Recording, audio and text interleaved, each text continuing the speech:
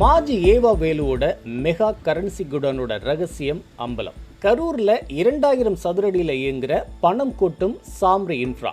ஏவா வேலு தரப்புலேருந்து அதிமுக மற்றும் பாஜகவுக்கு போன அந்த பல 100 கோடி ரூபாய். திமுக எம்எல்ஏக்களை வட்டிக்கு பணம் கொடுத்து சும்மா வச்சு செய்யற பினாமி கரூர் சுரேஷ். இந்த எல்லா சீக்ரெட்டையும் தான் இன்னைக்கு நம்ம மிஸ்டர் நரியால பார்க்க போறோம். வணக்கம், இது ஐஎன்டி வயர்.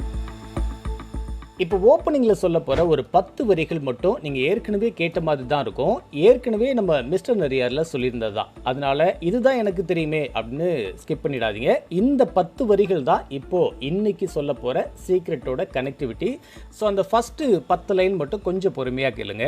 கடந்த 2022 மார்ச் மாதத்தில் நம்ம தமிழ்நாட்டு நெடுஞ்சாலைத்துறையில் ரோடே போடாமல் பேப்பரில் மட்டும் ரோடு போட்டதாக காட்டி அவசரமாக சில குறிப்பிட்ட கான்ட்ராக்டர்களுக்கு கோடிக்கணக்கில் பணத்தை அள்ளி ரிலீஸ் பண்ணியிருக்காங்க. இதை அப்பவே ஆதாரத்தோட அறப்போர் இயக்கம் வெளியில கொண்டு வந்து கம்ப்ளைண்ட் கொடுத்தாங்க. ஆனா அப்ப இருந்த ஆளுங்கட்சியோட அசுரபலம் கொண்ட அமைச்சர் ஏவா வேலுவோட பவர்னால நம்ம லஞ்ச ஒழிப்புத்துறை அந்த புகாரை அப்படியே தூக்கி டஸ்ட்பின்ல போட்டாங்க. ஆனா இப்ப சீன் கம்ப்ளீட்டா மாறிடுச்சு. தாவேக அரசோட அந்த புதிய லஞ்ச ஒழிப்புத்துறை இந்த ஊழல் ஃபைலை அந்த குப்பையிலேருந்து கிளறி தூசி தட்டி எஃப்ஐஆருக்கெல்லாம் பிளான் பண்ணி ஜூன் 24ஆம் தேதி அன்னைக்கு ஏவா வேலுவோட இடங்களில் அதிரடி வேட்டையை நடத்தினாங்க இல்லையா? இதோட இந்த மேட்டர் முடியல. வேலு அமைச்சராக இருந்தப்ப நடந்த மற்ற டெண்டர் முறைகேடு விவரங்களையும் லஞ்ச ஒழிப்புத்துறை இப்ப ரகசியமா தோண்ட ஆரம்பிச்சிருக்காங்க. அதுல தான் கரூர் பகுதியில் இயங்கிக்கிட்டு வர ஏவா வேலுவோட மெகா கஜானா பத்தின ஒரு அதிர்ச்சி தகவல் கிடைச்சு லஞ்ச ஒழிப்புத்துறை மேல அதிகாரிகளே அப்படியே ஷாக் ஆகி நிக்கிறாங்க. அப்படி என்னதான் அங்க இருக்குன்னு நிறைய சொன்னதை கேட்டு நிஜமாவே நமக்கு தலையே சுத்திடுச்சுங்க.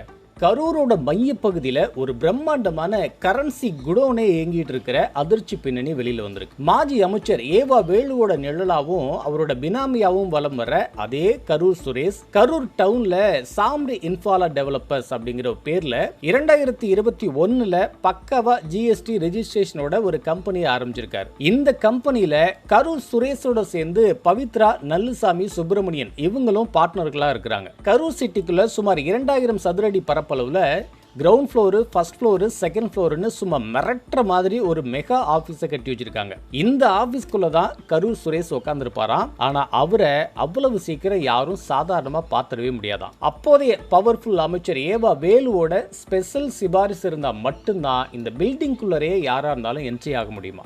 அப்படியே உள்ள நுழைஞ்சாலும் அங்க இருக்கிற விசிட்டர் ஹாலில் எப்பவுமே கான்ட்ராக்டர்கள் மற்றும் வட்டிக்கு பணம் வாங்க வந்திருக்கிறவங்க, வட்டி பணத்தை செட்டில் பண்ண வந்திருக்கவங்கன்னு 20 to 50 பேர் வெயிட் பண்ணிட்டு இருப்பாங்களாம்.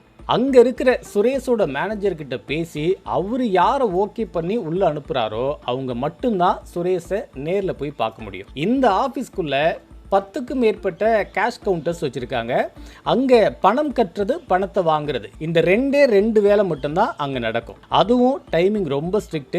காலையில 10:30 மணிலேருந்து 12:45 வரைக்கும், அப்புறம் மதியம் 3:30 மணிலேருந்து சாயங்காலம் 6 மணி வரைக்கும் மட்டும்தான் இந்த ஆபீஸோட கேட் ஓப்பன்ல இருக்குமா. இந்த டைம்குள்ள உள்ள போனாதான் இந்த பண டீலிங்க எல்லாத்தையும் முடிச்சுக்க முடியும். இந்த ஆபீஸ்க்குள்ள வர்ற கட்டுக்கட்டான கரன்சிகள் எல்லாத்தையும் பண்டலா கட்டி பெரிய அட்டைப்பெட்டிகள்ல அடுக்கி வச்சிருப்பாங்களா. அந்த பில்டிங் முழுக்கவே கரன்சி வாசனை சும்மா தூக்கலாடிக்கும் அப்படின்னு சொல்றாங்க. ஏன் இந்த ஆபீஸ்ல இவ்வளவு கோடிகள் புரளுது?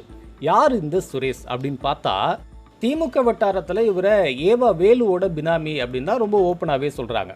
வேலுவோட நெடுஞ்சாலைத்துறை, பொதுப்பணித்துறையில் யாருக்கு டெண்டர் போகணும், யாருக்கு போகக்கூடாதுன்னு முடிவு பண்ணுற சுப்ரீம் பவரே இந்த சுரேஷ் கிட்ட தான் இருந்திருக்கு. ரோடு கான்ட்ராக்ட் எடுக்கிற பெரிய பண முதலைகள் எல்லாம் டெண்டர் வேணும்னா அந்த துறையோட சிஇடிஇ அந்த மாதிரி டாப் ஆபீசரை போய் பார்க்க மாட்டாங்களாம். நேரா அந்த கரூர் சுரேஷை பார்க்க தான் ஓடுவாங்களாம். அமைச்சர் வேலுவோட கிரீன் சிக்னலோட கரூருக்கு போய் சுரேஷை பார்த்து என்ன வேலை, அதுக்கு எத்தனை % கமிஷன் தொகையை இங்க கொட்டணும்னு பேசி மொத்த கரன்சியும் அங்க செட்டில் பண்ணிடணுமா. அதுக்கப்புறம் சுரேஷ் தன்னோட கையால ஒரு குட்டியோண்டு துண்டு சீட்டை அந்த கான்ட்ராக்ட் கிட்ட கொடுப்பாராம். அந்த துண்டு சீட்ல அந்த திட்ட வேலையோட பேரு, அதோட நம்பரு, அப்புறம் கான்ட்ராக்டரோட பேரு, இது மட்டும் தான் எழுதி இருக்குமா.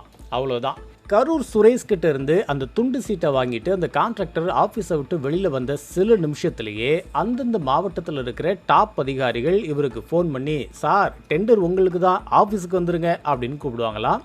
இதுதான் கடந்த 5 வருஷமா அங்க இருந்த நடைமுறை.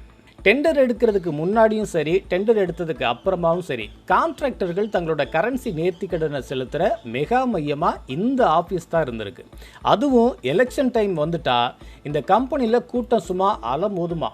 கான்ட்ராக்டர்கள் மட்டுமில்ல, திமுக மற்றும் அதிமுக கூட்டணி கட்சி வேட்பாளர்கள்லாம் இருக்காங்க இல்லையா, அவங்க எல்லாருமே எலெக்ஷன் செலவுக்கு பணம் பத்தலைன்னா வேலுவோட சிபாரிசை வாங்கிக்கிட்டு நேராக இந்த கரூர் ஆஃபீஸுக்கு தான் ஓடுவாங்களாம்.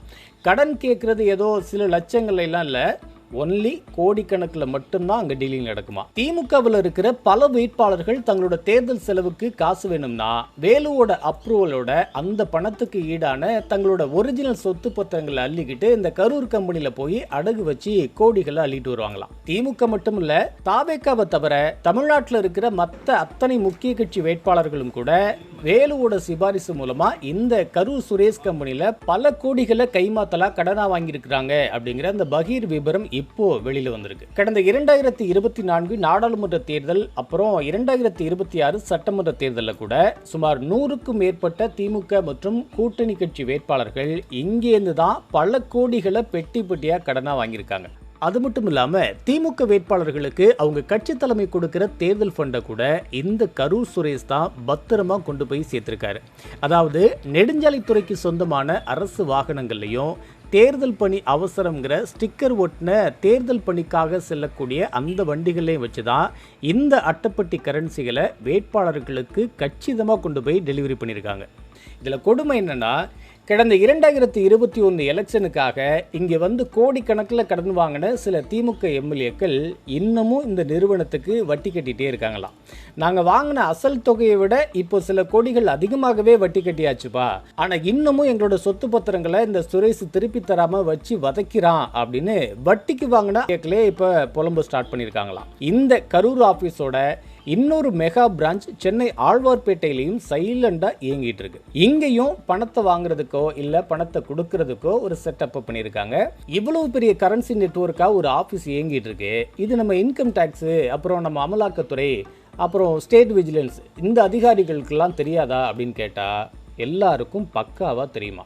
ஆனால் கடந்த 5 வருஷமா இந்த அத்தனை துறை அதிகாரிகளுக்கும் மாதம் ஒரு மாசான பெருந்தொகையையும் தீபாவளி பொங்கல் பண்டிகை வந்துட்டா ஸ்பெஷல் மெகா கிஃப்ட்டுகளையும் கொடுத்து கரூர் சுரேஷ் எல்லாரையும் செம்மையாக கவனித்து வாயை அடைச்சி வச்சிருக்காரு. ஆனால் இப்போ டைம் மாறிடுச்சு. கரூரில் கடன் வாங்கிட்டு வட்டி கட்ட முடியாமல் தவிச்ச சில முன்னாள் திமுக எம்எல்ஏக்களே இப்போ ரொம்ப கடுப்பாகி நம்ம லஞ்ச ஒழிப்புத்துறைக்கு அண்டர் கிரவுண்டில் ஏகப்பட்ட மொட்டை பெட்டிஷன்களை தட்டி விட்டுருக்காங்க. இந்த கம்ப்ளைண்ட்ஸ் எல்லாம் வந்ததுக்கு அப்புறமா தான் லஞ்ச ஒழிப்புத்துறை மேலிடம் இப்போ இந்த சாம்ரி இன்ஃப்ரா கம்பெனி பக்கம் தங்களோட போக்கஸை திருப்பி இருக்காங்க. விசாரணையில் இறங்கின அதிகாரிகளுக்கு அடுத்தடுத்து பல பகிர் விவரங்கள் மாட்டியிருக்கு. கடந்த 5 வருஷம் வேலுவோட ஆட்சி காலத்தில் நெடுஞ்சாலைத்துறையோட சுமார் 40% மெகா டெண்டர்கள் இந்த ஒரே கம்பெனிக்கு தான் கைமாறி இருக்கு. ஒவ்வொரு மாவட்டத்திலையும் வெவ்வேறு கான்ட்ராக்டர்கள் பேர்ல டெண்டர் அப்ளை பண்ணியிருந்தா கூட அத்தனை இ டெண்டர் விண்ணப்பங்களுமே தமிழ்நாட்டோட ஏதோ ஒரு மூலையில் இருக்கிற ஒரு சில குறிப்பிட்ட கம்ப்யூட்டர் சென்டர்ல இருந்து தான்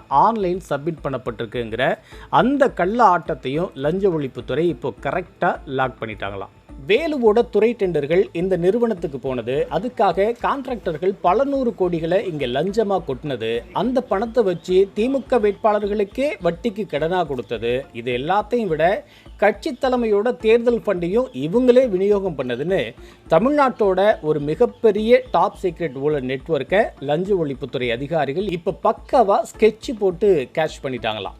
ஏவா வேலுவை டார்கெட் பண்ணி ஃபர்ஸ்ட் ரைடு ஆரம்பிச்ச உடனேயே உஷாரான அந்த சுரேஷ் கேம்ப் அந்த ஆபீஸ்ல அட்டைப்பெட்டிகள் அடுக்கி வச்சிருந்த அந்த பல 100 கோடி ரூபாய் கரன்சிகளை அவசரமா சில பாஜக மற்றும் அதிமுக பிரமுகர்களுக்கு சொந்தமான ரகசிய இடங்களுக்கு மாத்திட்டாங்களாம். இந்த அத்தனை விவரங்களும் இப்போ முதலமைச்சர் விஜயோட கவனத்துக்கு பக்காவா கொண்டு போகப்பட்டிருக்கான். கூடிய சீக்கிரமே முன்னாள் அமைச்சர் ஏவா வேலு மற்றும் அவரோட கட்சி தலைமை வரைக்கும் தாவேக அரசோட அடுத்த மெகா ஆக்ஷன் பாய போகுது அப்படிங்கிற கோட்டை வட்டார அதிரடி செய்தியை உடைச்சிட்டு கிளம்பினாரு நம்ம மிஸ்டர் நரியார். துண்டு சீட்டு வச்சு டெண்டர் வாங்கின கான்ட்ராக்டர்கள் ஆரம்பிச்சு சொந்த கட்சி எம்எல்ஏக்களையே வட்டி பணத்துக்காக வச்சு செஞ்ச பினாமி கரூர் சுரேஷ் வரைக்கும் அத்தனை அதிரடி இன்சைட் சீக்ரெட்ஸையும் உங்ககிட்ட ஷேர் பண்ணிட்டோம். சாம்ரி இன்ஃப்ராவில் இருந்த அந்த பல 100 கோடி ரூபாய் இடம் மாற்றப்பட்டிருக்கு. அந்த கரன்சிகளை இந்த தாவேக அரசு அதிகாரிகள் மீட்டெடுப்பாங்களா, இல்லை பழைய பந்தங்களை எல்லாம் வச்சு அதை மூடி மறைச்சிருவாங்க வாங்கலாம். நீங்கள் என்ன நினைக்கிறீங்கன்னு மறக்காமல் கமெண்ட்டில் சொல்லிவிடுங்க. அடுத்த ஒரு ஃபயரான எக்ஸ்க்ளூசிவ் வீடியோவோட உங்களை வந்து மீட் பண்ணுறோம். ஒருவேளை நீங்கள் இந்த வீடியோவை இன்னும் சப்ஸ்கிரைப் பண்ணாமல் பார்த்துட்டு இருந்தீங்கன்னா மறக்காமல் சப்ஸ்கிரைப் பண்ணிவிடுங்க.